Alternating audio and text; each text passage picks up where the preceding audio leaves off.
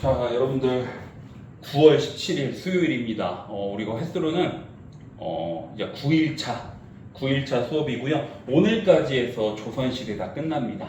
오늘까지 해서 조선시대 다 끝나고 다음 시간부터는 우리 다음 주 월화수 해가지고 근현대사 시작하고요. 우리 마지막 대주, 연휴 끝난 마지막 대주까지 해가지고 진도는 마무리할 생각이고요. 그 전에 여러분들 연휴 때 또 추석도 잘 보내야죠. 쉴 건 쉬고 또 맛있는 것도 먹고 여러분들 또 친척집도 가고 할머니 할아버지 집도 가고 하지만 연휴가 길죠.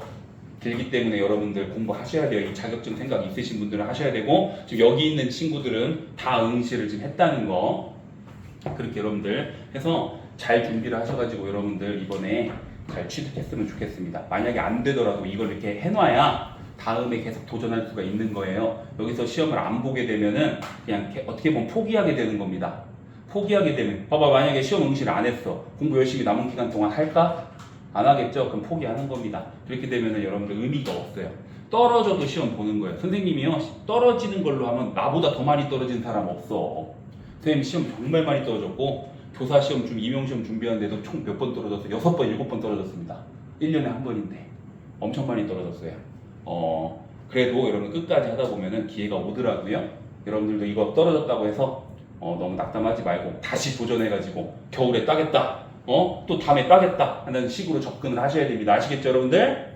자, 그러면 오늘 좀 뭐가 많죠? 선생님이 어제 이제 판서를 집에서 수업 준비를 하면서 보니까 이제 아무래도 최태성 선생님이 가지고 있는 이쪽 판서 너무 좋아요. 사실 이틀을 기본으로 나도 하고 있는데 여기다가 좀 더 추가를 좀 많이 했습니다. 선생님의 생각도 많이 반영돼 있고 그런데 문제를 풀어보니까 이 정도까지는 여러분들이 알고 지나가야겠다는 생각이 들어요. 우리가 아무리 100점을 목표로 하는 건 아닙니다. 사실 빠져있는 부분도 많아요. 이 부분을 다 채워가지고 여러분들 15일 딱 수업해가지고 여러분들 그렇게 다 마무리를 할 수는 없거든요. 다만 내가 최대한 여기에 넣으려고 노력을 했다 정도만 보시고 이 판서 부분 잘 보시면서 한번 따라가 보도록 합시다. 아시겠죠? 아무래도 여러분들이 복습을 많이 하셔야 돼요. 그만큼.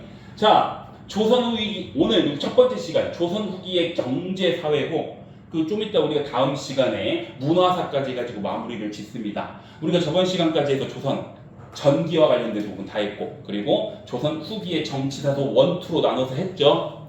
크게 보면 여러분들 뭐 붕당 정치가 전개되다가 결국에는 예송 논쟁과 황국으로 무너지게 되고 그 무너진 걸 어떻게든 다시 한번 어떻게 균형을 잡기 위해서 탕평 정치를 실시했던 영조와 정조 이렇게 우리가 정치사와 관련된 부분에 굵직굵직한 부분은 이 정도로 우리가 정리할 수 있을 것 같아요.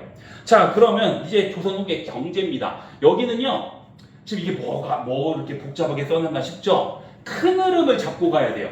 일단 경제사가 많아요. 근데 이 경제사랑 사회사랑 같이 큰 흐름에서 이해하셔야 돼요.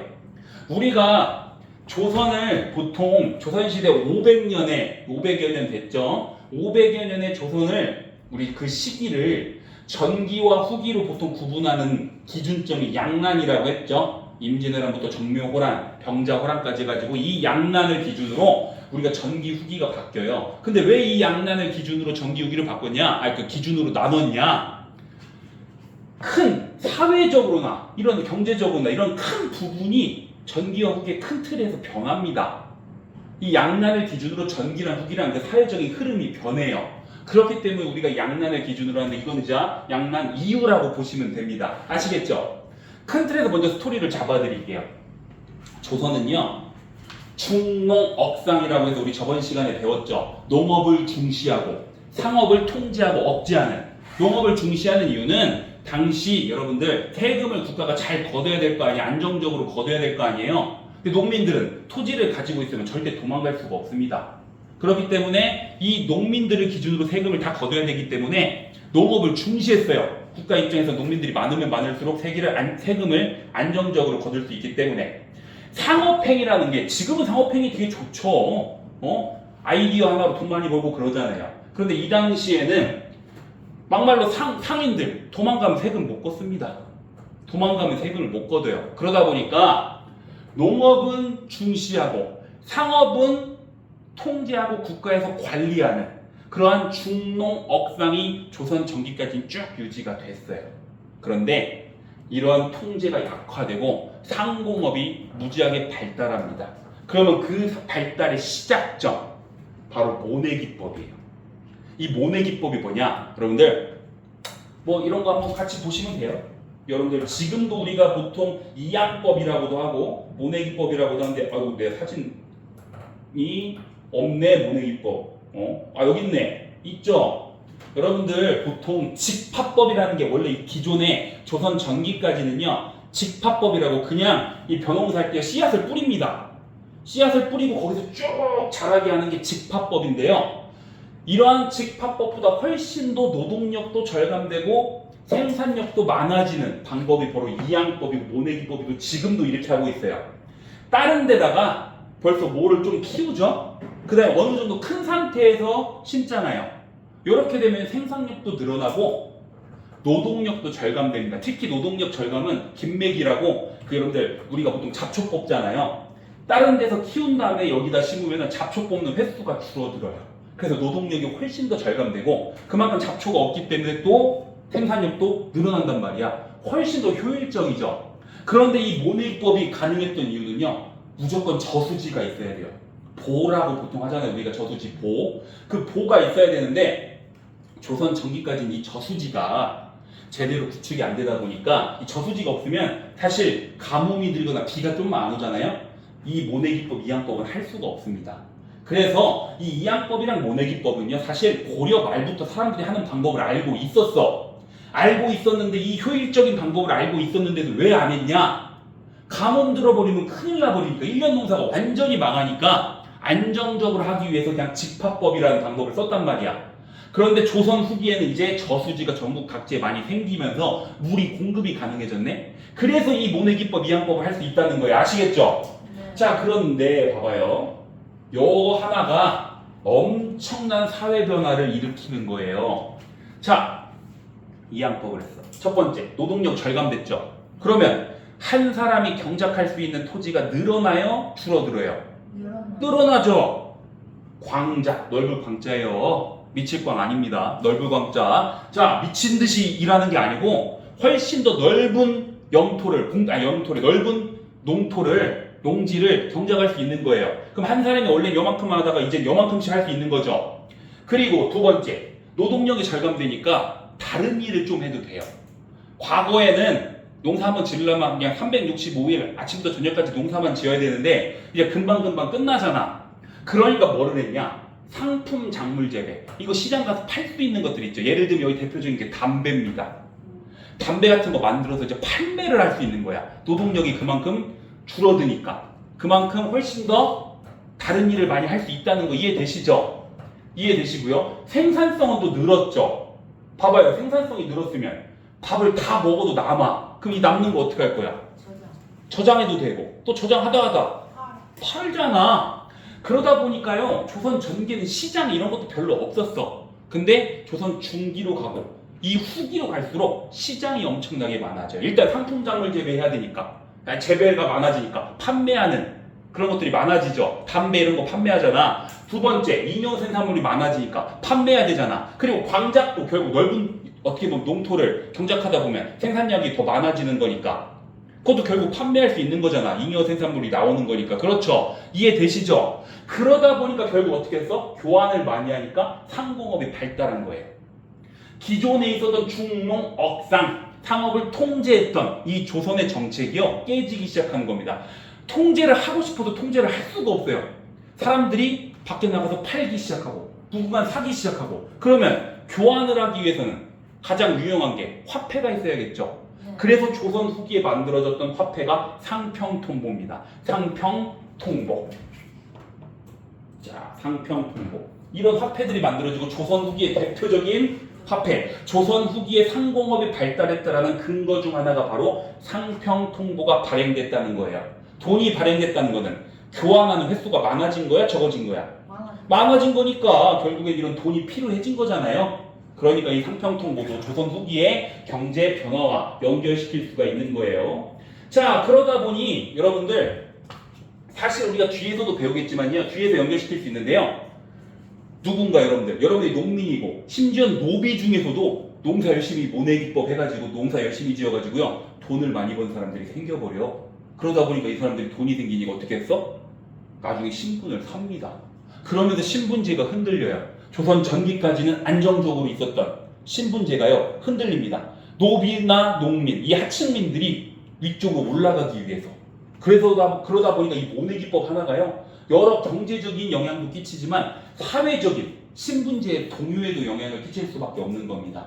큰 틀에서 이해되시죠? 여기까지는. 자, 그럼 다시 돌아가서 모내기법이 노동력도 절감되고 생산력도 많아지니까 결국 교환을 많이 하게 되죠. 그러다 보니까 시장이 많이 발달하게 되고요. 조선 중기 이후부터는 장시, 전국적으로 장시가 활성화되기 시작합니다. 점점 더 커지는 거겠죠. 중기에 먼저 생겼다가 장시가 조금씩 생겼다가 조선 후기로 갈수록 훨씬 더 확 번져버리는 거야. 전국적으로 장시라고 하는 시장들이 열리기 시작하는 거예요. 여러분들 오일장 뭐 이런 거 있잖아. 이런 것처럼 쭉 시장들이 생기는 겁니다. 자, 그래서 선생님 여기다가 좀 구분해놨어.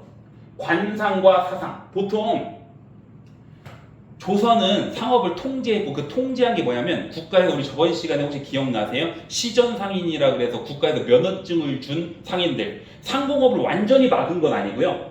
국가에서 허락을 해줘야 상공업 행위를 상업 행위를 할 수 있었던 거예요. 그래서 국가에서 어느 정도 면허증을 주고 관리가 되는 상인들은 관상이고요.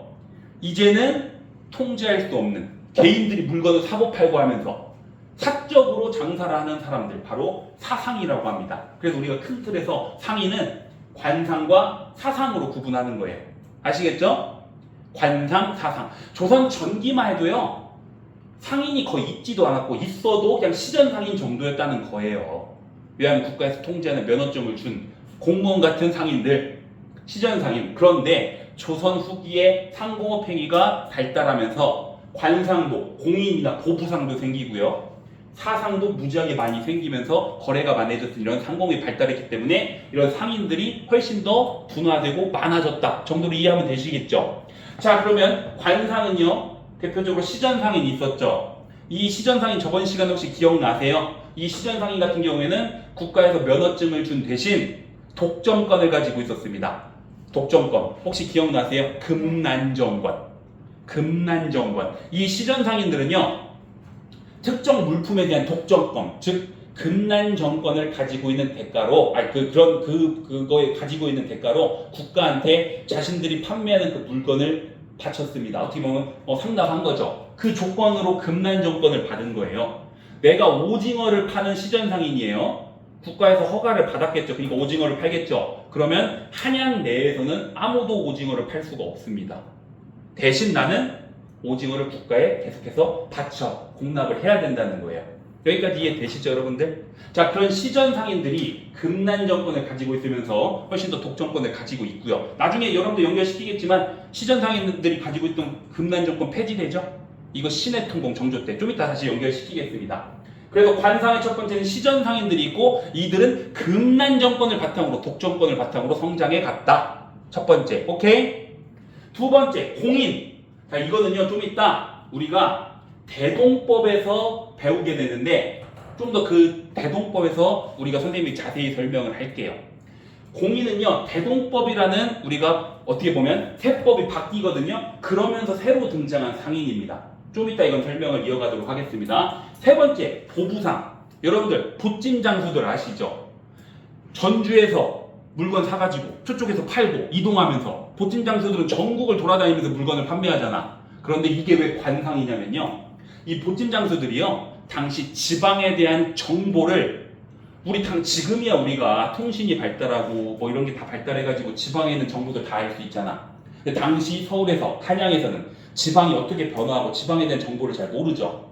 이 보부상들이 지방을 돌아다니면서 장사도 했지만 지방에 있는 정보들도 물어다가 서울, 즉 정부에 전달을 했어요. 그 조건으로 이 보부상들을 어떻게 보면은 관상으로서 국가에서 어느 정도 보호를 해줍니다.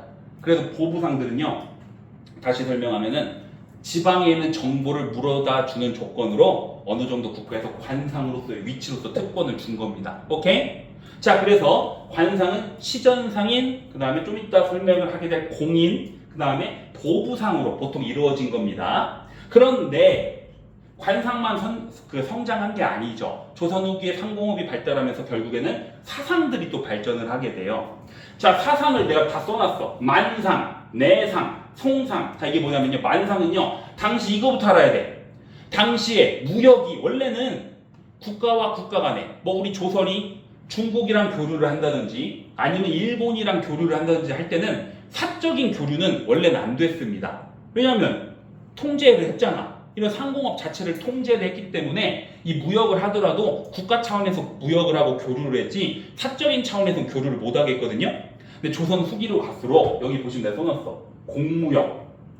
국가 차원에서 공무역도 허가를 해줬어요. 그걸 우리가 보통 개시라고 하거든요. 개시. 아이 개입니다. 개시. 그런데 사무역도 점점 발달해요. 내가 개인적으로 가가지고 중국 사람이랑 아니면 일본 사람이랑 교류를 하고 거래를 하는 거예요. 그걸 뭐라고 그런다? 후시라고 합니다. 그래서 공무역을 보통 개시라고 하고요. 사무역을 후시라고 해요. 조선 전기까지는 이러한 무역 형태가 제대로 이루어지지 않다가 조선 후기에 상공업이 발달하면서 이제는 조선 내에서만 아니고 한반도 내에서만 아니고 중국과 일본과도 교류를 한 거예요. 그런데 공무역도 있었지만 사무역도 훨씬 더 많이 발달했다는 거. 왜? 통제가 안 되기 때문에. 이해되시죠? 이해되십니다. 자, 그래서요, 이 사상 중에 왜 이걸 먼저 설명했냐면요, 만상은요, 중국 청나라랑 거래하는 상인들이었습니다. 중국 청나라랑 무역하는 애들이었어. 만상. 만주족, 만상. 오케이? 그 다음에 내상. 이거 일본이랑 무역하는 애들입니다. 내상. 이 내가 뭐냐면 동내. 일본에서 보통 일본이 보통 우리 부산 가면 동내라고 지역병이 있어요. 그 과거에 동래성. 그 내입니다. 그래서 일본과 교류하고 무역하는 상인들은 내상. 마지막 송상. 이거는요. 여기 내가 써놨어. 송상은 뭐냐면요. 개경 우리 고려의 수도였죠. 개경을 근거지로 하는 무역인들인데 얘네들은 이제 중개무역으로 돈을 무지하게 봅니다. 중개무역. 예를 들면 저 청나라에 있는 물건들 만상을 통해서 얘네들이 가져와 사. 그래서 저 일본한테 팔아버릴 수도 있는 거고. 이런 식으로 중개무역을 통해서 되게 많이 이 송상이 개경을 중심으로 해가지고 위치상 개경이 어떻게 보면 중개무역하기 좋아요. 위아래로. 그렇기 때문에 중개무역으로 돈을 많이 벌었고요. 여기 보면 송방이라고 써있는데 이 송방이 뭐냐면요. 각 지역 이 개경 말고도 지회라고 하죠. 지방회라고 하죠. 전국적인 조직을 만들어 놓은 거예요. 송방이라고 하는. 중개무역을 하기 위해서는 각 지역에 근거지를 마련해 놔야 될 거 아니에요. 그러다 보니까 송상들이 각 지역에 송방이라고 하는 사무실 다 만들어 놓고 중개무역을 통해서 돈을 무지하게 벌었다 정도로 보시면 됩니다. 아시겠죠? 그래서 이 공무역, 사무역, 공무역을 개시라고 하고 사무역을 후시라고 했는데 이것들과 관련된 어떻게 보면 이것들과 연결될 수 있는 상인들이 만상, 내상이라고 보면 되겠죠? 거기에 송상까지 중개무역 했으니까요. 그 다음에 경강상인은 뭐냐면요. 경강상인, 경이 서울경자예요. 서울에 있는 강 이름이 뭐야? 지금 한강이죠. 한강에서 장사하는 사람들이야. 얘네들은 경강상이 뭘로 생각하면 되냐면요. 배를 타고 다닙니다. 배에다가 내 물건들 쫙 싣고 다니면서 항구 가가지고 거기서 판매하는 거야. 항구에 가가지고 다른 또 항구에 내리면 그 항구에서 물건 팔고. 그러다 보니까 처음에 이 한강을 중심으로 배 타고 다니면서 장사했던 사람들을 우리가 경강상인이라고 했거든요. 근데 이 경강상인이 활성화되면서 전국적으로 포구상업이 발달합니다. 포구상업이 뭐야? 항구에서 시장이 열리는 거야. 포구상업이. 항구 내에서 이 경강상인들이 활약을 많이 하다 보니까 결국에는 항구에서 시장이 열리는 그 포구상업이 발달하게 되는 거예요. 포구상업. 자, 그러다 보니까 선상, 이게 뭐냐면 배선자예요. 배선. 배에다가 물건 싣고 다니면서 판매하는 사람들, 선상들이 생기겠죠. 그 다음에 이 객주여각은요. 이 객주여각 묶어서 보셔도 되는데 뭐냐면요. 자, 배를 타고 다니면서 물건을 판매하죠. 항구 가가지고 포구 상업이 발달하니까 그 포구 가가지고 장사하면서 어떻게 보면 돈을 벌잖아요. 그럼 어떤 사람들도 필요하냐면요. 이 물건을 지켜줄 사람들도 필요하고, 그리고 내가 배에서만 계속 지낼 수 없잖아. 여관도 필요하고 그러죠. 물건 보관과 여관을 담당했던 애들이 객주 여각입니다.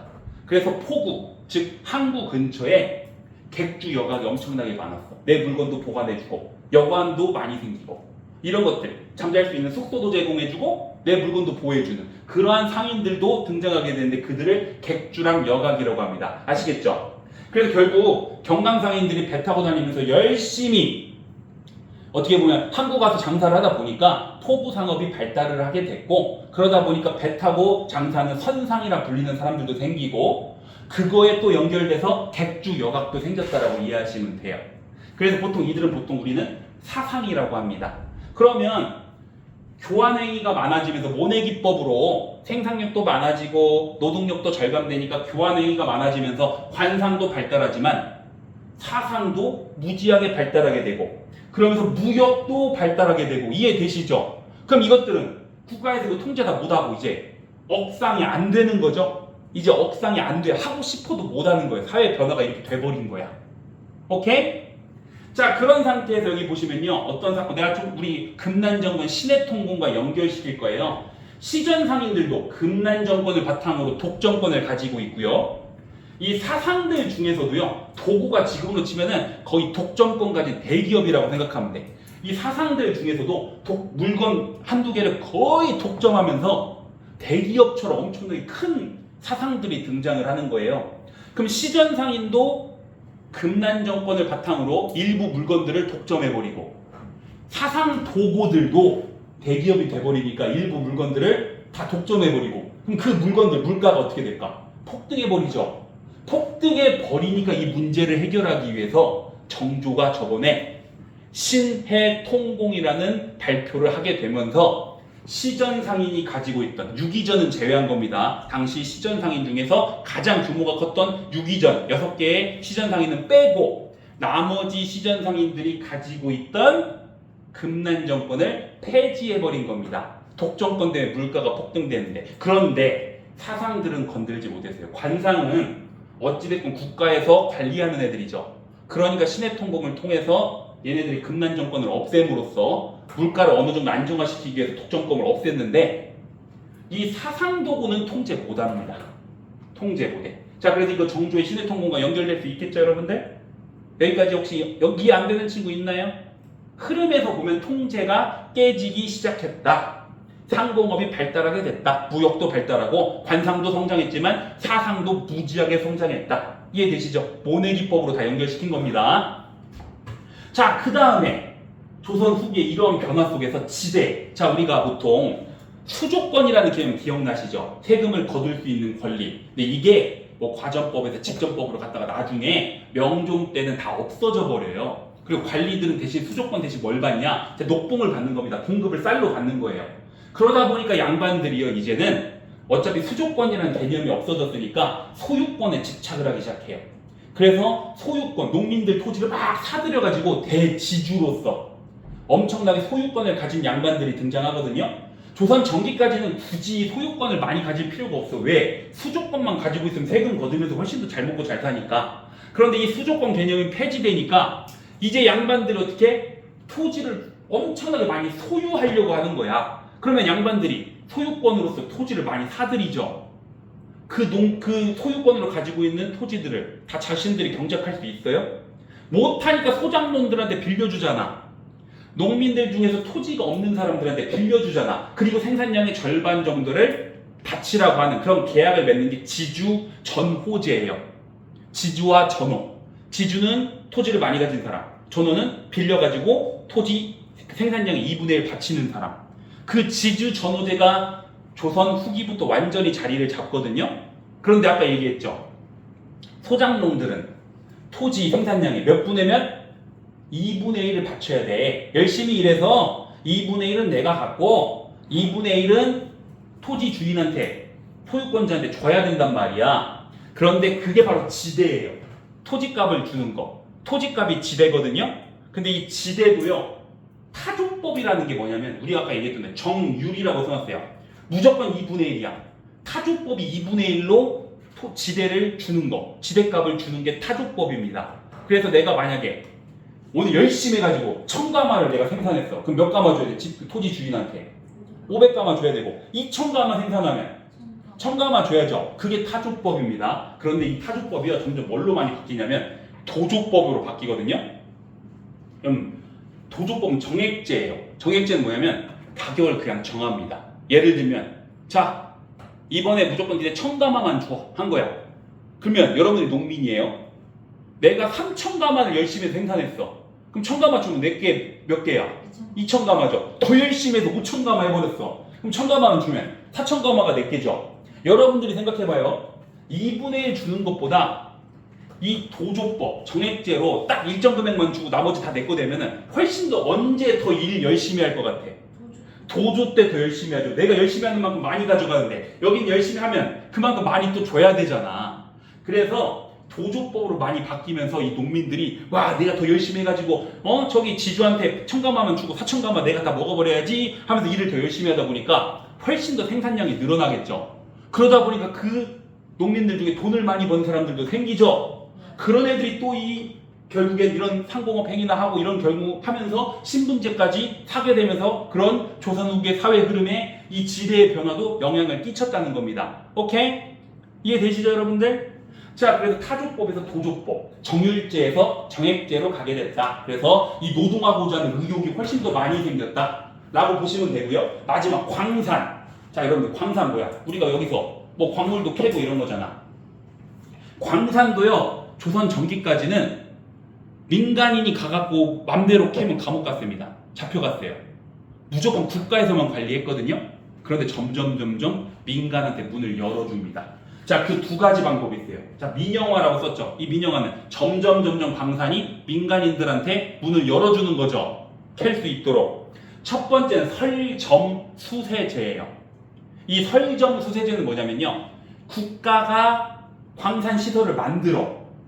그런데 경영은 누가 해? 민간인한테 맡기는 겁니다. 원래는 국가가 시설도 만들고 국가가 경영을 했어. 그런데 조선 후기로 갈수록 국가가 그렇게 광산을 개발하고 운영할 수 있는 힘도 안 되고 차라리 민간업자한테 넘기는 게 국가도 도움되고 민간인들도 도움되는 거야. 그러다 보니까 어떻게 했다? 설점수세제는 국가가 시설을 만들면 경영은 민간인이 해라 라고 한 거예요. 근데 여기서 더 발전합니다. 수령수세제. 민간에서 만들고 민간에서 경영하라는 거야. 그리고 이때 경영하는 전문 경영인 덕대 이거 중요합니다. 조선 후기를 나타내는 대표적인 하나의 용어로서 덕대라는 사람. 이 덕대는 뭐냐면요. 자 상인들 중 여러분들이 상인이야. 만약에 여러분들이 저기 뭐 내상, 송상 이런 거 해가지고 돈을 무지하게 벌었어. 그러면 이 사람들이 그 돈을 다시 투자해서 돈을 많이 벌려고 하겠죠. 이 상인들 중에 돈 많이 번 사람들이요. 광산에 투자를 했습니다. 그래서 광산에 투자를 해. 민간 시설을, 즉 민간인들이 광산을 만들어버려, 뚫어버려. 그런데 이 상인들이 직접 경영은 안 해요. 전문 경영인을 맡깁니다. 그게 전문 경영인이 누구야? 덕대예요.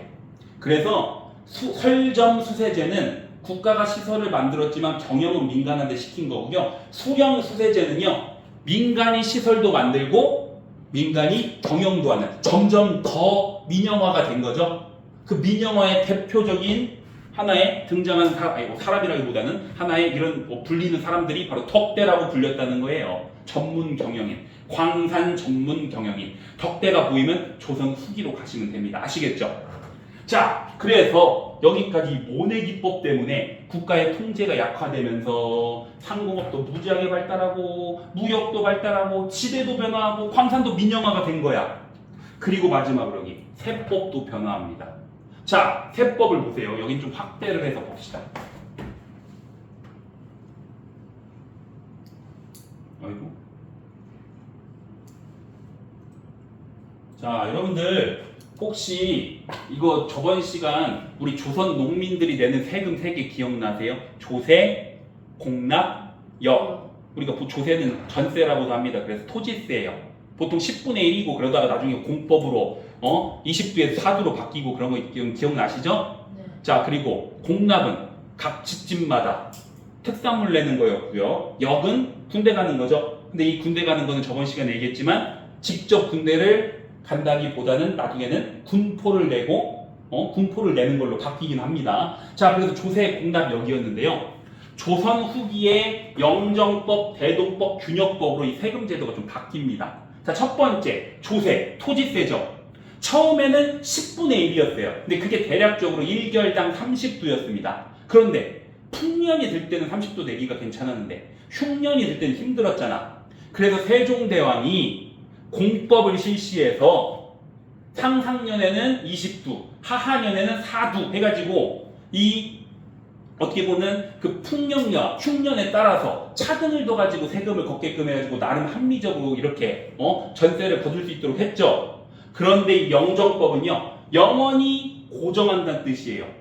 어떻게? 4두로 그냥 하하년의 기준으로 해가지고요 풍년이든 흉년이든 상관없어. 풍년이든 흉년이나 상관없이 4두 내게끔 하는 겁니다. 그런데 지역마다 6두를 내는 경우도 있었기 때문에 선생님이 4두에서 6두라고 했지만 기본적인 기준은 하하년이었던 공법상 연분 구등법상 하하년이었던 4두로 고정한 거예요. 그럼 농민들 입장에서 좋겠죠. 풍년이든 흉년이든 영원히 고정했어. 뭘로? 4두로 거기에 6두 내는 것도 있었으니까 6두까지는 참고로 보시고요. 인조대입니다. 영정법. 자, 그 다음에 공납. 아까 이거 대동법과 관련된 거예요. 공인. 자, 공납. 집집마다 호단이죠. 특산품을 냈죠. 그런데 어떤 문제가 있었다고 그랬어요? 저번 시간에 어떤 문제? 박납이라고 해서 갑자기 전주인데 뜬금없이 오징어를 내래. 우리가 오징어를 낼 수 있어요? 없어요? 전주에서? 못 내죠. 그러다 보니까 어떻게 했냐?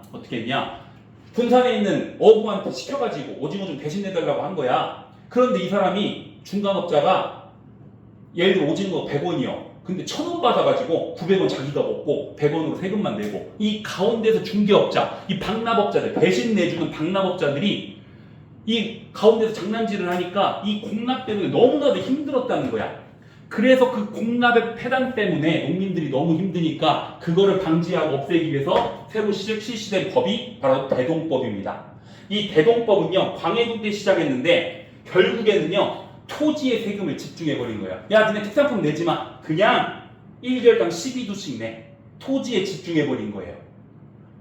그런데 이게 왜 가능했냐면요 공납이 있었던 이유는 국가 차원에서 특산품, 여러 물건들을 쉽게 그 지역에서 가져와가지고 그 물건을 쓰기 위해 됐는데 조선 후기에 시장이 많이 발달했죠. 아까 상공업이 많이 발달했죠. 굳이 공납을 안 받아도 조선 정부에서요 필요한 물품이 있으면요 시장 가서 사면 돼요. 그렇기 때문에 굳이 특산품을 받기보다는 그냥 쌀로 받자. 1개월당 12두로 받자. 그 대신에 그 쌀로 받은 금액을 바탕으로 우리가 필요한 물건이 있으면 그냥 시장 가서 사자. 시장이 활성화되어 있으니까. 오케이? 그래서 필요한 물품을 사게끔 했던 상인이 공인입니다. 이해되시나요? 자, 대동법도 결국 특산물 없애버리고 집집마다 특산물 내지마. 이제 쌀로 내. 1개월당 12두씩 쌀로 내 라고 한 거야. 1개월당 12두씩. 그런데 이렇게 가능했던 이유는 과거에는 특정 물품이 필요하기 때문에 이 공납이라는 제도가 있었는데 이제는 시장이 발달해가지고 어때? 그냥 아무 데서나 가서 사면 된단 말이에요. 정부 입장에서도. 그러니까 굳이 그 특산물들을 직접 받을 필요가 없어요. 그러니까 쌀로 받고 그 받은 쌀로 공인이라는 상인 시켜가지고 물건 사오라고 시킨 거야. 오케이? 이해되시나요?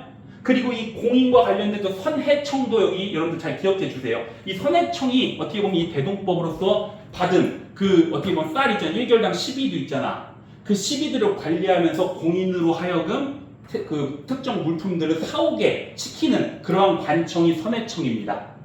선해청, 공인. 오케이? 대동법과 관련이 있는 거고요. 마지막 균형법. 이것도 우리 저번 시간에 간단하게 설명했죠. 군대를 가는데 직접 군대를 가는 것보다는 우리가 보통 군포를 냈죠. 1년에 2필씩 낸 거야.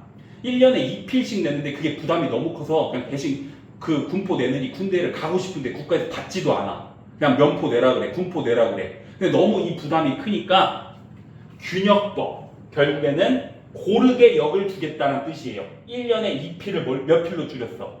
1필로 절반으로 줄여줬죠. 간필입니다. 결국엔 뭐냐? 영조 시기에 1년에 2필씩 내는 군포를 1년에 1필씩으로 절반으로 줄여준 거야. 그럼 여러분들 면포의 수가 줄어들죠. 정부 차원에서는 세금이 줄어드는 거죠. 그 균역법으로서 줄어든 것만큼 부가세 딴 걸로 무지하게 뜯어갔어요. 첫 번째는 결자. 또 토지에 집중시켰어. 1개월당 2두씩 더 내겠습니다. 농민들. 그 밖에 선무군관포. 이 선무군관포는 이해하시는 분들 이게 뭐냐면요. 선무군관포가 이 당시에 양반도 아닌데 중인도 아니고 좀 애매한 애들 있어. 신분을 좀 사가지고 이게 신분제가 동료되다 보니까 양반인 것 같으면서도 아닌 애들 있잖아. 그런 애들을 선무군관이라고 했거든요. 걔네들한테 포를 거뒀습니다. 니네 어느 정도 지위 인정해 줄 테니까 대신 포내. 면포내. 그래서 선무군관포를 한다거나 어염세, 물고기 잡거나 어떻게 보면 소금 만들거나 그럴 때도 세금을 내고, 선박세, 배 왔다 갔다 거리면서 포구에 항구에 정박했을 때 세금 내고 이런 것들 있죠? 달달달 외울 필요는 없어. 여기서 중요한 건 결작이에요. 자, 봐봐요.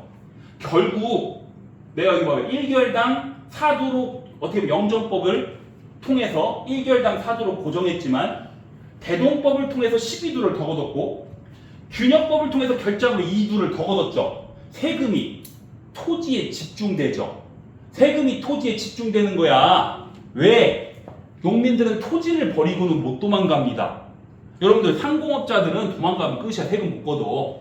시전상인 하다가 갑자기 내가 다음날 켜버려. 새벽에 야밤 도주해. 국가 차원에서 못 잡잖아요. 세금 못 걷잖아. 그런데 농민들이 토지를 버리고 갈 수 있어요?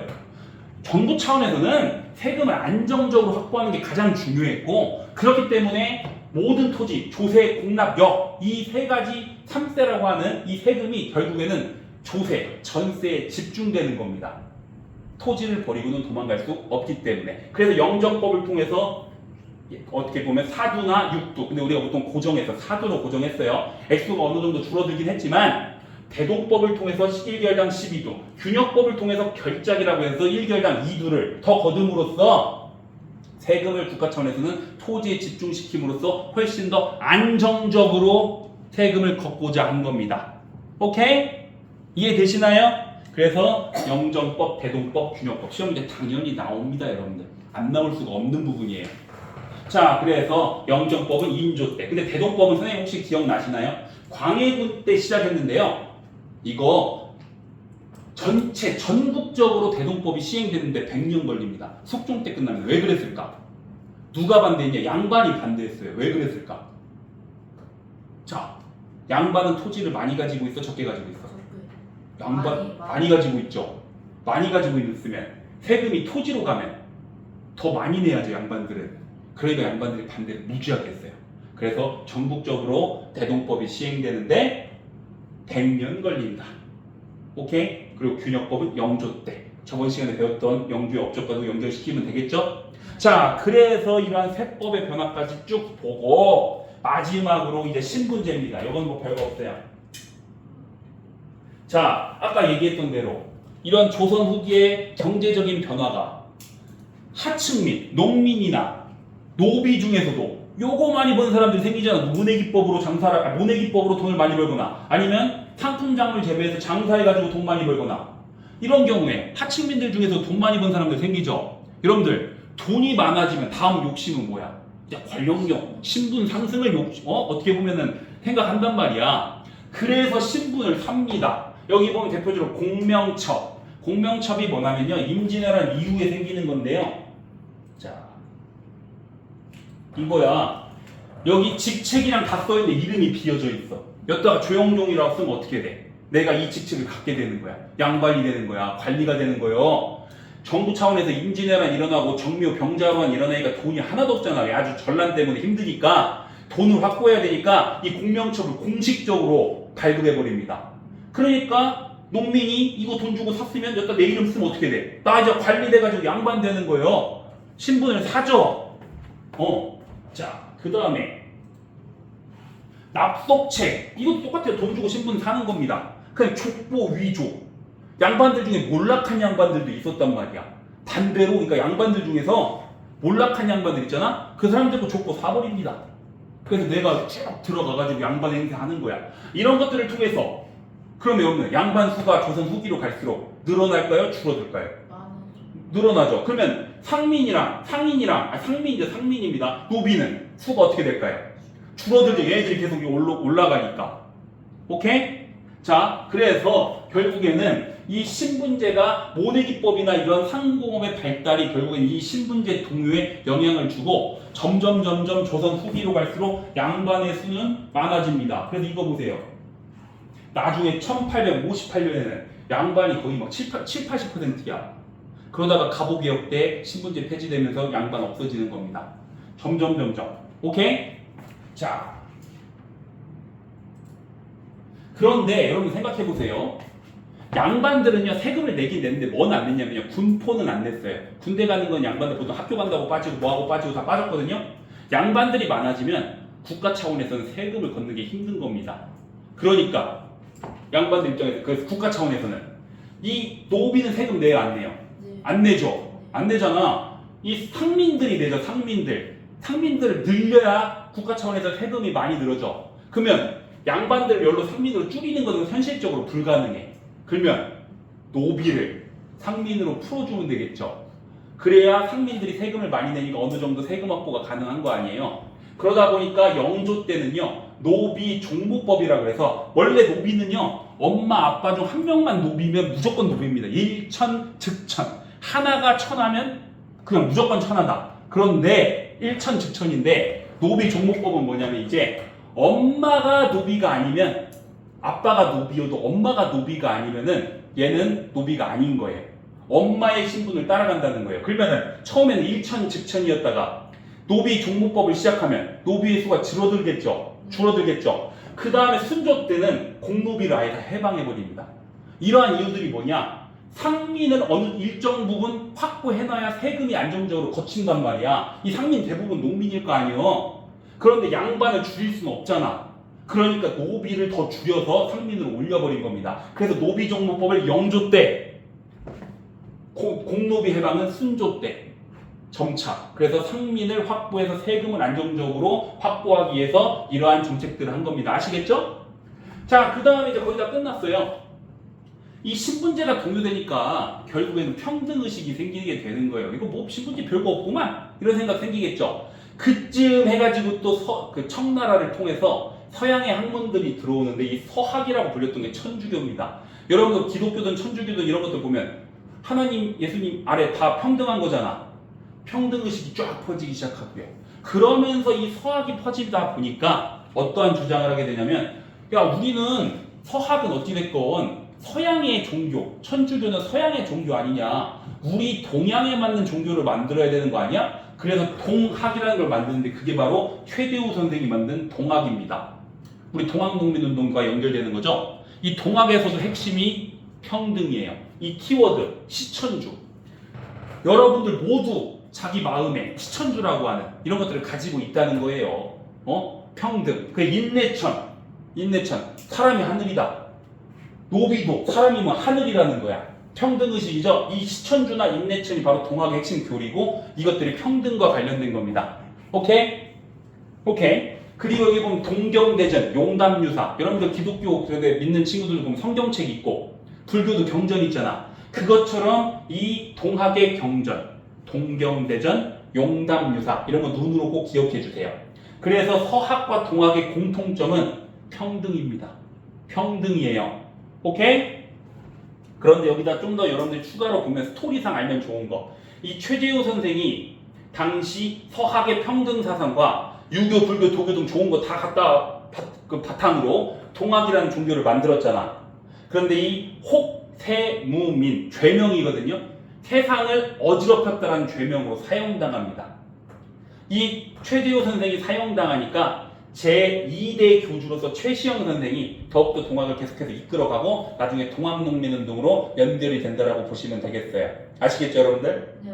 자, 그래서 결국에는 신분제가 동요되는 상황에서 평등의식이 성장하게 되고 그 평등의식은 결국에는 천주교, 중국 청나라를 통해서 우리나라에 들었던 천주교가 영향을 크게 준 겁니다. 하나님 아래다 평등이잖아. 그리고 그 서학의 영향을 받은 동학이 또 만들어졌고 시천주, 인내천을 바탕으로 하는 평등을 바탕으로 하는 종교, 동학도 마찬가지로 평등입니다. 오케이? 자, 그러다 보니까 이런 상황에서 마지막 보세요. 지금 사회 흐름, 조선 후기의 사회 흐름들 보이죠?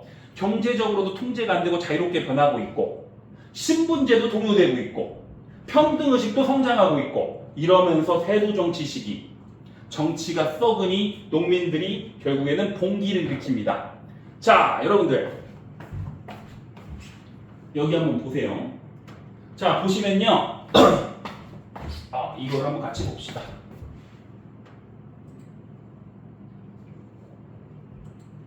자, 뭐 이거는 아까 봤던 거고. 자, 이거 한번 보세요, 여러분들.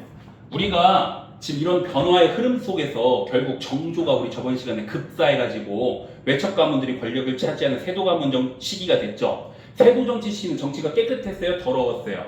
더러웠죠. 왜냐하면 외가 친척들이 권력을 사적인 소유물로서 권력을 쓰다 보니까 안동 김씨나 풍양조 씨가 다 해먹었단 말이야. 자, 그런 상태에서 그 안동 씨나 풍양조 씨가요, 결국에는 세도 정치 시기에 썩게 되니까 우리가 보통 그러잖아. 윗물이 맑아야 아랫물이 맑잖아요. 이 세도 정치 시기에 권력자들이 썩어. 아래에 있는 관리들, 말단 관리들도 다 썩어버리는 거야. 그럼 이 사람들이 결국엔 누구를 괴롭히냐? 우리 같은 평범한 백성, 농민들을 괴롭힌단 말이야. 근데 그 농민들을 괴롭히는 방법이 공식적으로 세금을 바탕으로 괴롭혔습니다. 자, 그게 바로 뭐냐? 삼정이에요. 자, 아까 보세요. 우리 원래는 조세, 공납, 역이라고 하는 기본 세금이 영정법, 대동법, 균역법을 통해서 토지에 다 세금이 집중됐죠. 그래서 조선 후기의 영정법, 대동법, 균역법으로 어떻게 세금이 바뀌게 되냐면 전세, 이건 아까 말한 대로 토지에 계속 집중되니까 전세는 그대로 있죠. 공납은 아까 없어졌죠, 대동법으로. 그리고 공납은 토지에 집중됐죠. 군포는 아까 2필에서 1필로 줄어들었으니까 군포는 그대로 있죠. 군포는 있고요. 자, 그래서 전세랑 군포만 남은 거야. 공납은 없어졌잖아.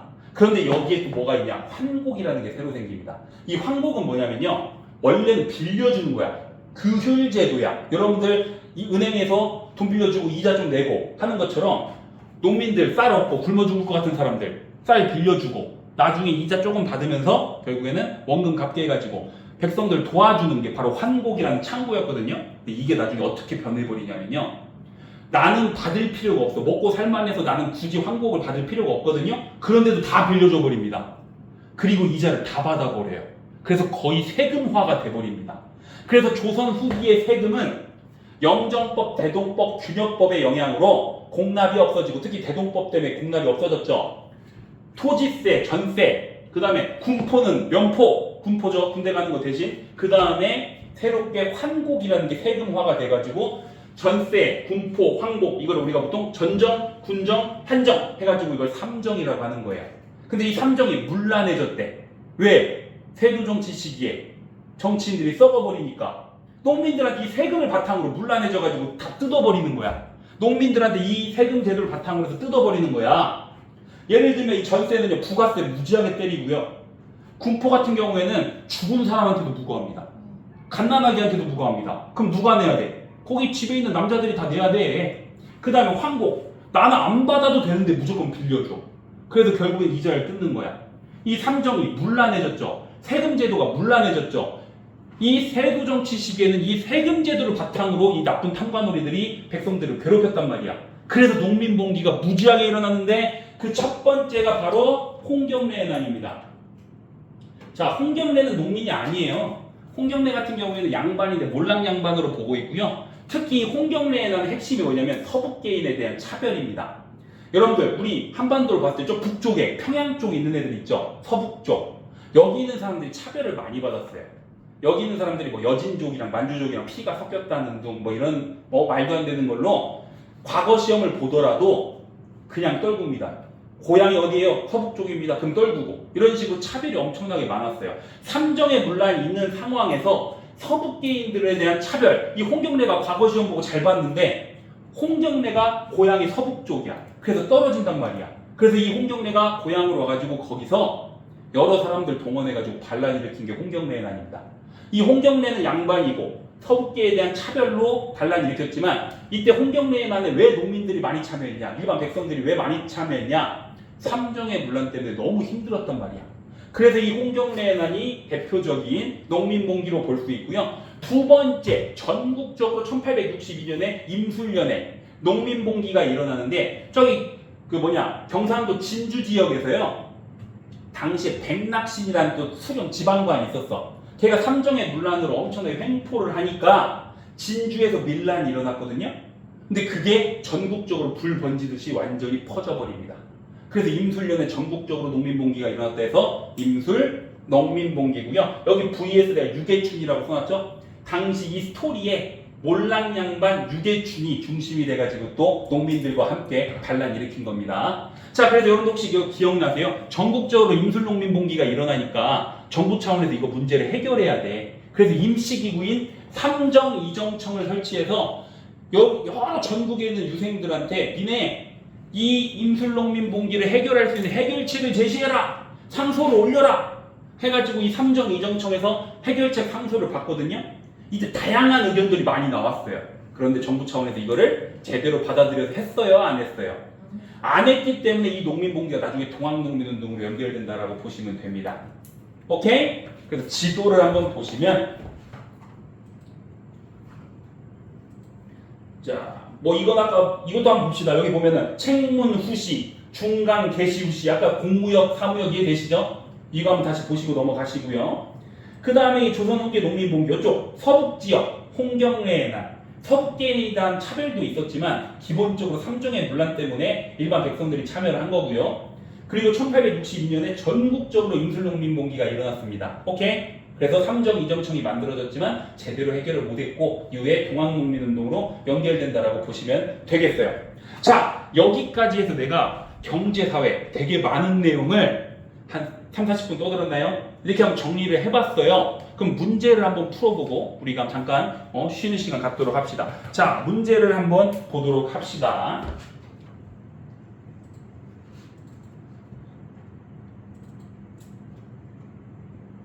자, 문제 한번 봐볼까요? 키워드 중심으로 보면 대충 이런 문제 푸는데 지장 없을 거예요. 자, 광해군 때 처음 시작했대요. 선해청 나오네. 이 법 뭐야? 대동법이잖아. 공납 없애버리고 토지에 1결당 12도로 되는 대신에 선해청에서 공인 만들어가지고 그 공인이 물자를 보급하게 한 거 아니에요? 그럼 답은 몇 번일까요? 5번이잖아. 관청에서 물품을 조달하는 공인이. 이해되시죠? 이걸 연결시키면 되고요. 두 번째 오른쪽에 있는 1번 봅시다. 이것도 한번 읽어봐요. 담배 나오네. 목화밭 나오고 뭐 김매기 나오고, 이 김매기가 아까 얘기했던 모내기법에 그 잡초 뽑는 겁니다. 노동력 절감과 연결되는 거죠. 그럼 조선 후기라는 걸 여러분들이 알아야 돼요. 근데 조선 후기가 아닌 게 하나 있어. 몇 번이요? 몇 번? 2번. 2번 누구야?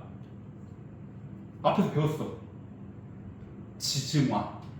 우리 신라 지증왕 때 동시 만들어지고 그 시장 관리에 동시장이 있었다는 기록 있잖아요. 다시 한번 복습하시면 돼. 그래서 2번이고요. 나머지는 다 조선 후기입니다. 통제가 약화되는 조선 후기. 세 번째, 진주. 벌써 여기서 난 안 읽어요. 진주 보면 뭐야? 임술 농민봉기로 들어가면 돼. 그런데 이거 읽어보면 안엑서 박규수가 학교하기를 쭉 봐가지고 아주 그냥 나쁜 놈들 많다 이런 내용이죠. 그럼 답 몇 번일까요? 3번이 이제 삼정 이정청 설치돼서 계기가 되었다. 이해되시죠? 문제가 생각보다 그렇게 안 어렵게 나와요. 요 정도 여러분들이 복습을 꼭 해야 돼. 무지하게 써놨어요. 양이 많죠. 제가 두 개로 나누려다가 나눌 시간이 없어요. 그냥 하나로 통째로 한 거니까 여러분들 잠깐만 쉬고 다시 하도록 합시다.